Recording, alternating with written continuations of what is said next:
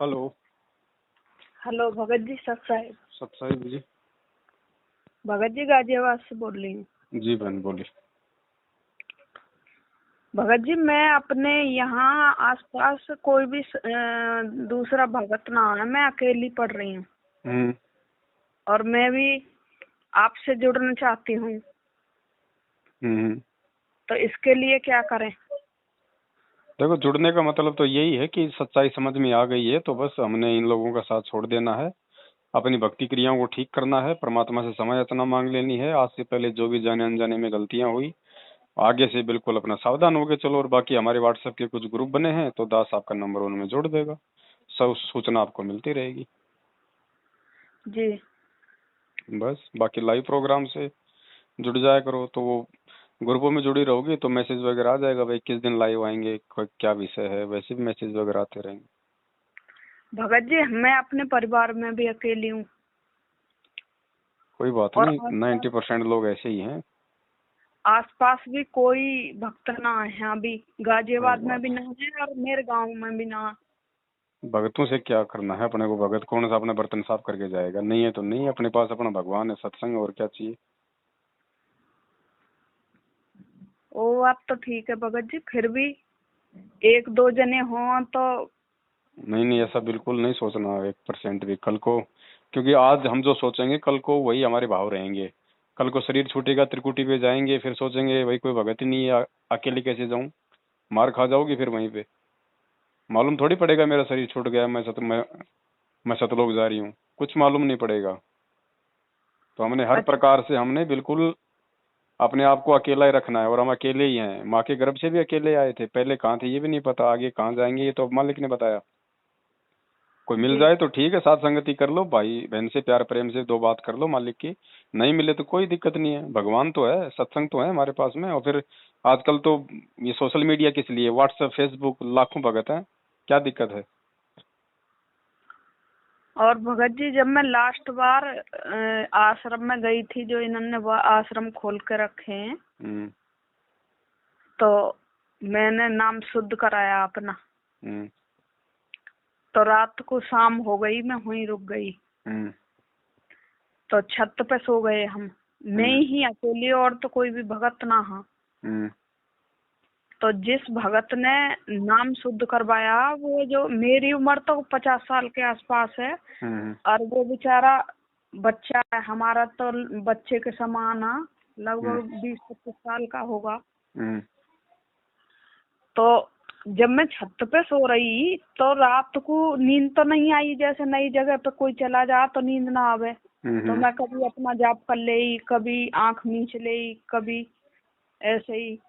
तो सुबह के 4:02 हो रहे, मैंने इसमें टाइम देखा फोन में, तो मेरी आंख लग गई। मैं जैसे करवट लेकर मैं थोड़ा और सोने की कोशिश कर रही, और मैं कौन उठे 4 बजे, कोई नहीं उठता। 6 बजे से पहले कोई उठता ही ना शहर में। तो मैंने क्या देखा, एकदम कि थोड़ी सी ही झप्पी लगी होगी, कि वही जो भगत जिसने मेरा नाम शुद्ध करवाया, और उस घर की जो भक्तमती है, जहाँ नामदान केंद्र है, वो भक्तमती तो मुझसे ये कह रही है कि चलो ऊपर चल रहे हैं छत पे। मैं उसके पीछे पीछे चल रही हूँ। तो वो जो भगत था, उसने मेरे पीछे से दोनों कंधा पकड़ लिए और वो मुझे दूसरी तरफ को ले गया है। तो मैं यो कह रही हूँ, मन की झीना तो इधर नहीं है, ये कहाँ लेके जा रहा है। तो फिर उसने जो मेरे दोनों कंधे बहुत जोर से भींचे, तो मैं जो एकदम गुरुजी ने याद करने लग गई हूँ। तो एकदम उसकी पकड़ भी ढीली हो गई है, और फिर मेरी आंख भी खुल गई। तो मुझे ऐसा आभास हुआ कि जैसे गुरुजी कुछ संकेत करना चाह रहे हैं कि ये काल का दूत है, यहाँ मत आओ जी। और फिर मैं वहां से आ गई। तो शाम को मुझे बुखार चढ़ गया आते ही। मैं कई दिनों तक तो बिल्कुल बेहोशी में रही, बुखार इतना तेज आ गया। और फिर मैं 2 दिन हॉस्पिटल में रही। फिर मैं हॉस्पिटल से आने के बाद मैं उसी बारे में सोचती रही, मैं कुछ ना कुछ तो गड़बड़ है कि जो ये नामदान केंद्र है जो पवन भगत जी बता मैं वो फर्जी है सच में। तो फिर मैं ऐसे ही सोचती रही, मैं आपकी वीडियो भी सुनती रही। फिर मैंने मन में अपने में डिसाइड कर लिया कि मुझे अब वहाँ जाना नहीं है। तो 8-10 दिन पहले की बात है, गुरुजी आए, मैंने उनसे दंडवत प्रणाम करी है। तो गुरुजी ने अमृत जल पिलाया अपने हाथ से मुझे जी। पर बोले कुछ ना, आशीर्वाद दिया और अमृत जल पिलाया। तो मुझे ऐसा लग रहा कि गुरुजी ने मतलब हमें माफ भी कर दिया। अब भगत जी हम इतने दृढ़ भक्त ना बन पाए जब ये बरवाला कांड हो गया जी, हमें सत्यनाम ना मिला वहाँ से। मैं प्रथम नाम ही मिला वहाँ जी। सत्यनाम तो फिर हमने इसी नामदान केंद्र से लिया। तो अब हमें जब जानकारी नहीं थी, आपकी वीडियो देख देख कर हमें जानकारी हो रही है जी। तो अब हमारे मन में ये बात आवे, हम बहुत से भक्त, अगर किसी भक्त का फोन भी आ जाए या कोई मिल जाए तो हम उससे यही सवाल करें मन कि जब गुरुजी आश्रम में है, जब तो वे ऐसा कोई भी आदेश ना करे जो ये रोज के आदेश निकल रहे हैं जी। और जितने भर भी इन्होंने पहले से आदेश निकाले, जब तक हमने आपकी वीडियो भी ना देखी कि जैसे किसी रैली में जाना है और किसी को ज्ञापन सौंपना, किसी कहीं धरना प्रदर्शन करना है, तो हमारे मन में ये बात गलत आ गई पहले से ही। मैंने कभी ऐसी चीजों में भाग ही न लिया। कुछ 2-4 बार मैं बस पुस्तक सेवा करने चली गई, फिर उसके बाद में मैंने पुस्तक सेवा करनी भी छोड़ दी। लेकिन भगत जी हमें गुरुजी कभी 8 दिन में, कभी 15 दिन में, कभी महीना में, सपने में हमें खूब दर्शन दिए हैं गुरुजी ने। पर हम जो अब समझ पाए कि सच में ये नामदान केंद्र फर्जी है जी। ये कौन से नामदान केंद्र की घटना है? ये बुलंदशहर की है। अच्छा अच्छा अच्छा। और अब जब मैं नाम शुद्ध करवाने गई तो वो बोले कि सोने और चांदी की सारी चीज निकाल दो जब नाम शुद्ध होगा। तो मैंने कहा सोने की तो मैंने सुनी भी ही गुरुजी के मुंह से, लेकिन गुरुजी फिर भी जब आश्रम में सब भगत, तो फिर भी नाक की लौंग ऐसा तो नहीं कहते थे कि नाक की लौंग भी मत पहनो। वे यूँ कहे ज्यादा हार श्रृंगार करने की जरूरत ना है, जो साधारण तरीके से भक्त को रहना चाहिए ऐसे रहना चाहिए जी। और उन्होंने चांदी वांदी की भी चीज निकलवा दें कि ये भी नहीं पहननी है। तो हमें तो ये सारी चीजें ये अजीब लग रही हैं जी। गुरुजी ऐसे आदेश कभी ना कर सकें। अब ये बताओ कि जो नई जुड़ने वाली पीढ़ी है हमारी, वो जब इन चीजों को सुनेगी तो वो तो पहले से पहले ही दूर हट जाएगी। सही बात है। जब हम उनके सामने ऐसे पेश आएंगे और उनसे बताएंगे कि गुरुजी का ऐसा ऐसा आदेश है, तो वो तो पहले से पहले कह देंगे कि अगर ऐसा आदेश है तो हम नाम दीक्षा ना ले रहे। तो ये भक्ति है, मतलब इतनी सरल भक्ति दी हमारे गुरुजी ने, और इन्होंने भक्ति का सारी का जो नाश कर दिया। मैनेजमेंट वाले ने बिल्कुल भक्ति का नाश कर दिया, बिल्कुल इतनी कठोर भक्ति बना दी कि जो पहले हम काल की भक्ति करे उससे भी ज्यादा कठोर कर दी। या तो कोई नाम ही ना लेगा, इन सारे इतने कड़े नियम बता जो रहे हैं ये, और अगर किसी ने ले भी लिया गलती से तो वो छोड़ देगा। ये चीजें क्या है ना बहन, परमात्मा ने कभी भी इन चीजों के लिए फोर्स नहीं किया है। मालिक ने सत्संगों में जिक्र जरूर किया कि भगत को सोना नहीं पहनना चाहिए, लेकिन वो उन आत्माओं के लिए है जो आत्माएं मतलब ज्ञान को आधार बना चुकी हैं, क्योंकि जो ज्ञान को आधार बना पाएंगे वही इन चीजों को छोड़ पाएंगे। उसके बाद तो उनको ये शरीर एक मिट्टी नजर आएगा, तो मिट्टी पे क्या सोना पहनना क्या चांदी पहननी। लेकिन एक नए भगत के सामने तुम इस तरीके से दबाव बनाओगे तो फिर वहां दिक्कत हो जाती है। हाँ, यही बात मैं कहना चाह रही हूँ भगत जी। मैं नई भक्त ना हूँ, मैं तो जो 7 साल से भक्ति कर रही हूँ। जी जी और जो है मेरी उम्र भी 50 के आसपास हो गई है। मैं जो मुझे तो इस सीजन का पहले से भी शौक ना हा, अब भी ना। जी।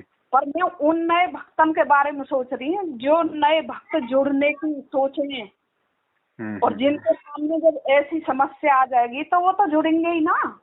सही बात है।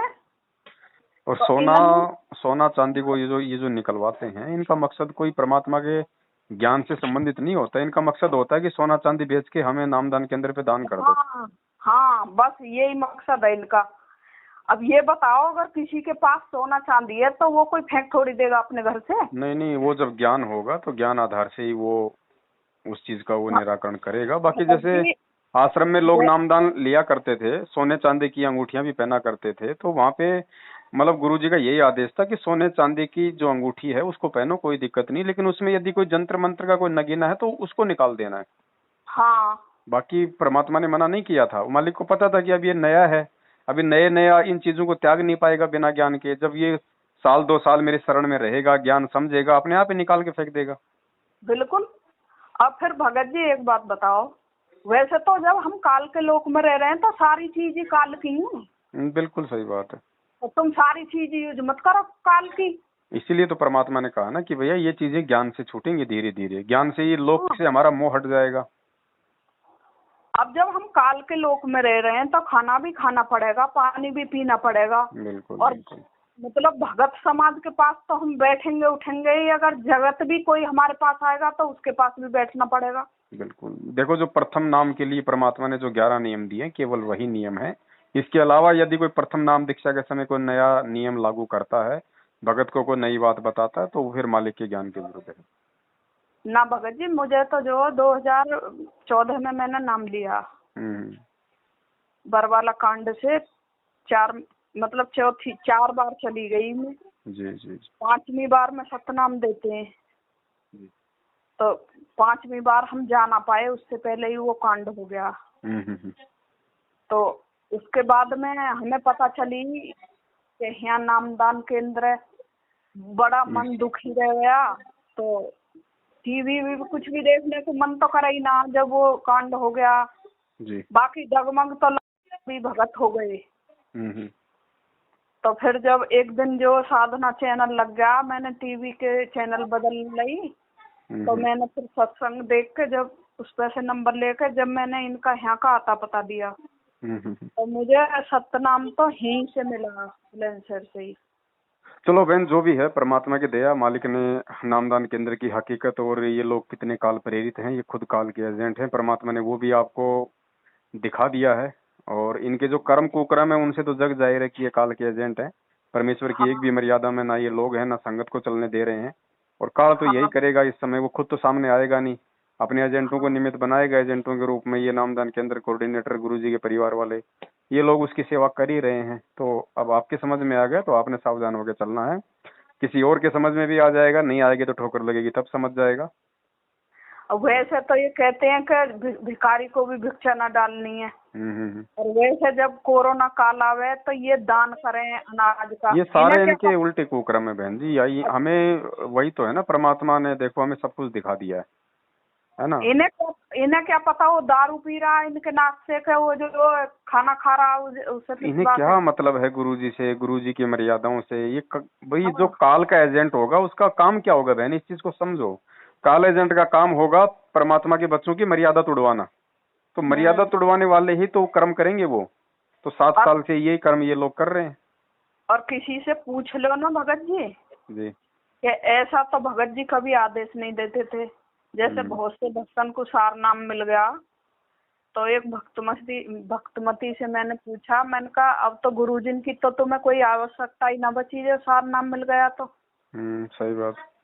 तो फोन काट के भाग गई, बोली हमें तो ऐसी बातें सुनने में भी पाप लगेगा, हमारा नाम टूट जाएगा, हम सुनना नहीं चाहते। मैंने कहा सच्चाई से भाग रहे हो तुम सच्चाई से भाग रहे हो, सच्चाई सुनने की तुम में हिम्मत ना है, इसलिए तुम जो नाम का बहाना लेकर भाग जाओ। सही बात। सच्चाई तो ये है कि सार नाम तो परमात्मा अपने सामने बैठा के देते हैं, ये बार बार सत्संग में कहते हैं। तो फिर सार नाम उससे डीवीडी से किसने दे दिया तुम्हें? चलो ठीक है बहन जी, दास थोड़ी सेवा में लगा हुआ था ना, और आप ये थोड़ा आप अपना संभल के चलो। ये नंबर मैं आपका व्हाट्सएप के ग्रुप में जोड़ दूंगा सत्संगति में। भगत जी ये नंबर मेरा व्हाट्सएप में ना है। तो कोई दूसरा हो तो मुझे 7 लिख के भेज दो, ये मेरा व्हाट्सएप नंबर ही है जी। 7। सस्ता।